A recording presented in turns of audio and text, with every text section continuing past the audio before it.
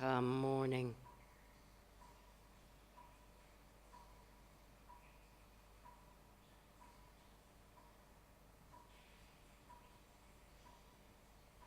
Come morning.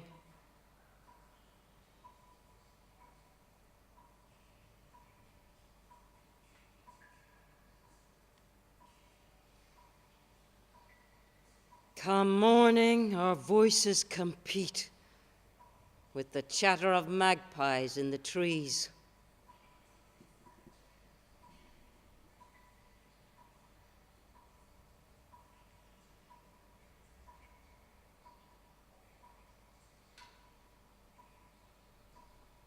Belligerence unseen.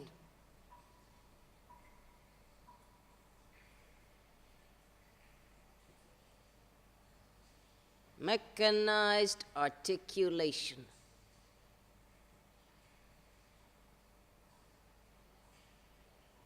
Harsh. Stubborn.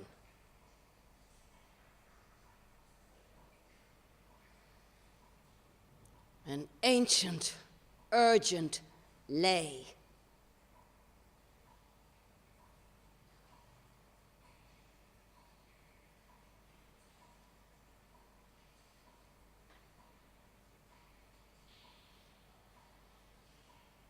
Beauty.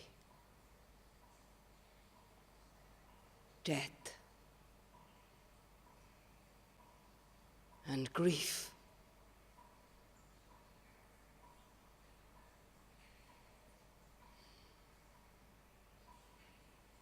Desire. Deceit. And weeping.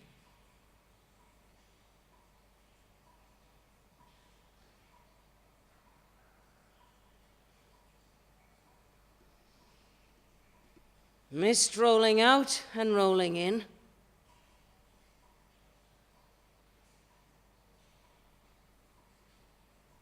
Seasons unfolding.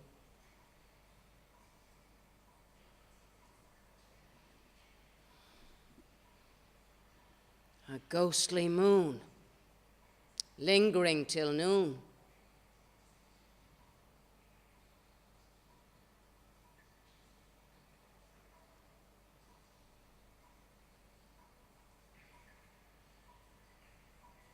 This is Deirdre and the sons of Usna.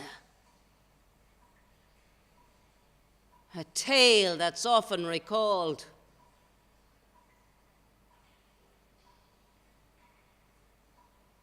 A tale that outlives Epidaurus itself.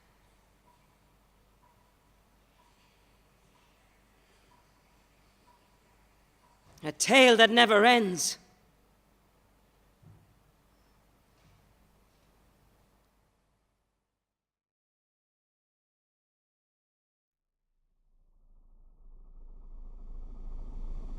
Misery was my beat then.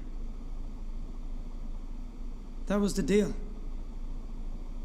Better for readers never to see me in their fields because I followed trouble. Measuring cicatrice and contusion, cheeks hollowed by tears. Listening to voices of the broken, regrets spoken from the door of a tomb. Collating rumor and fact, I determined fate. As inevitable as nightfall, sorrow awaits. In good times we sing sad songs, swap stories of despair, stories of woe. Each one preparing us for when the light goes.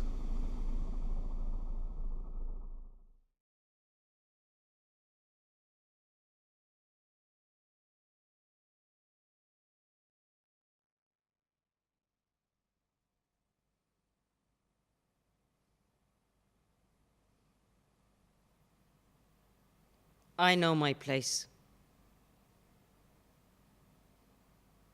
Born of boneyard and hill, of river crossing and of streets of smoke. of slate-grey seas and of woods tangled still, of the dark husbandry of science yoked, of the incantations of ancestors, of antique runes and badger sets, of hungry monks and half-calf altars, of progeny that ancient strife begets, of constellations unknown, axe-head moon, of a sacred well and a bloodied thorn, of yesterday's news that is heard too soon, of warrior doubt and the promise of dawn. Now that this voice is growing frail and old, the truth of this place should once more be told. And you? What of you, young man?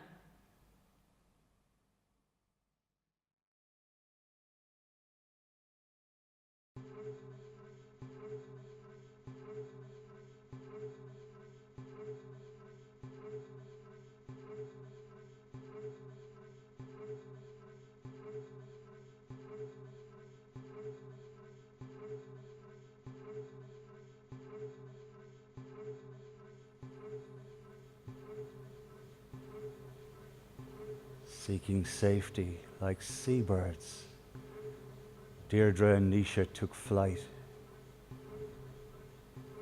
The land receded with each straining stroke, and then the sails took over, gathering the wind in explosive pockets. Soon there were no gulls crying, just the slap of the deep, a grey canvas flapping far as the eye could see. It seemed that the little boat was golden, a home for gods who'd been brought to life. If there was ground, it was far, far beneath. If there was strife, it was way, way beyond. If there was tomorrow, it was now, here and now. When their boat reached the unfamiliar shore, they dragged it onto a rocky land, and they lit a fire once more beneath the same familiar stars.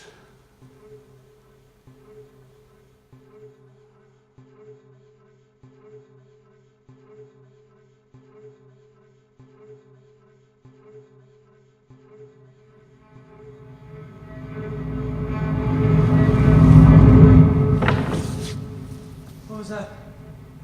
Was it a hawk in flight? Or a crow, perhaps?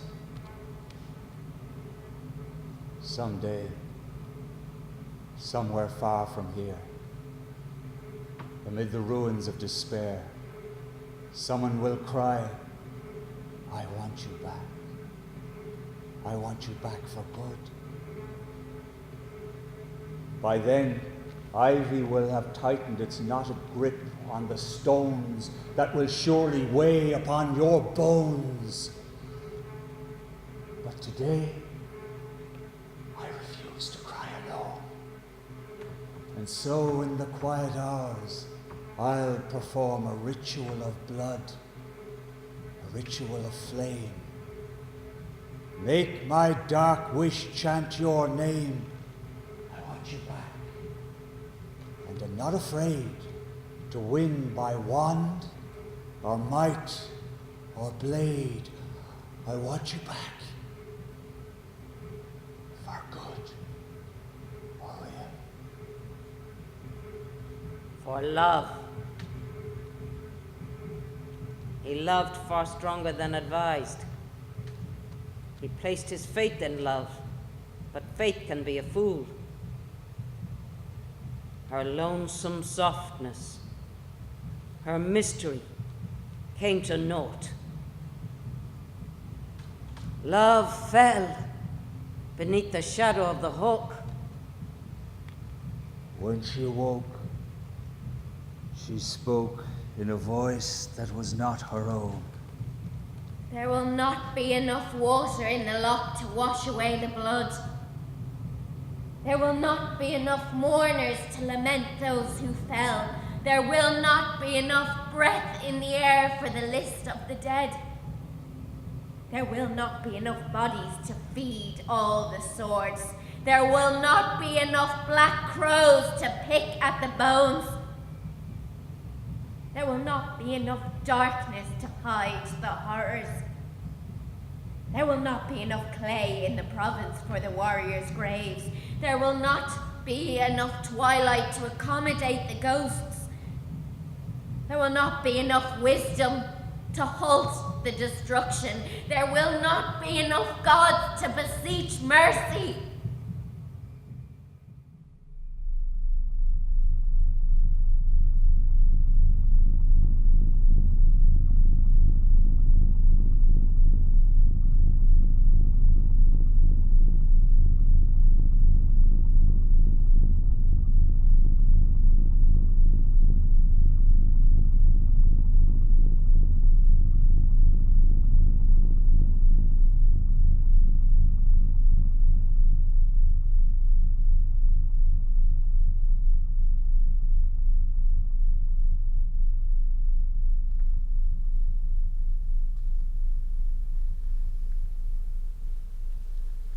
I crowded in the parlor, furniture neat, tidy, though drastically displaced.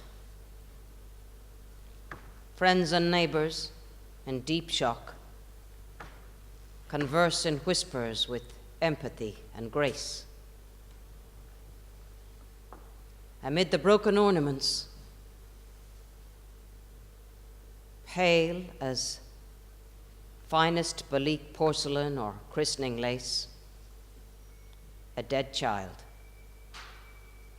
No Oma souvenir or Lalik figurine from that place. Connor's devious stratagems proved successful. Back in Ulster, after much bloody fighting, Nisha and his brothers were isolated and butchered.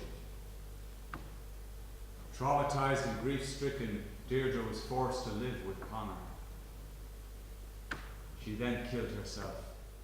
You have seen much sadness, young man. The sorrow of others. Recall for me, if you can, what those eyes witnessed yesterday.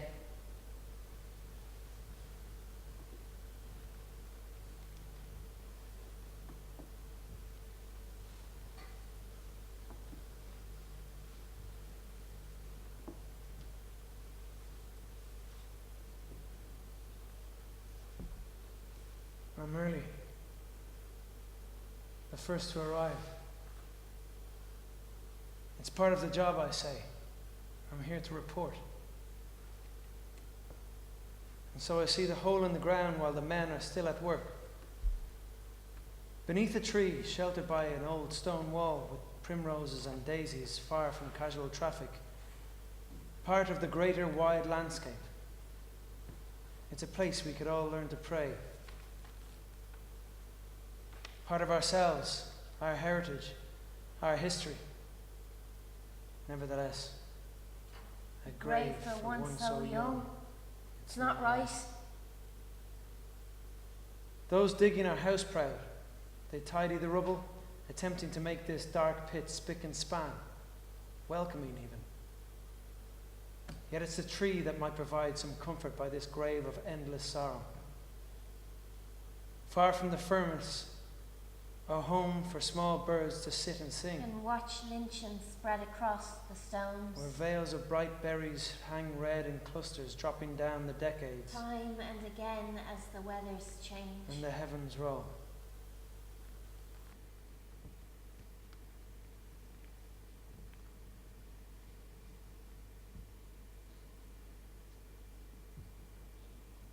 So in love.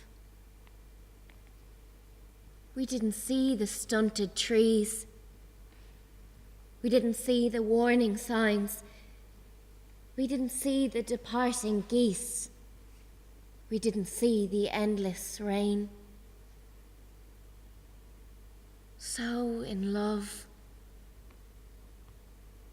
We didn't see the sick flock. We didn't see the poisoned well. We didn't see the fire and flood. We didn't see the legacy of pain. So in love. We didn't see the broken road. We didn't see the haunted eyes. We didn't see the weary bones. We didn't see the blight. So in love. We didn't see the ruined crops. We didn't see the children lost. We didn't see the innocent hanging.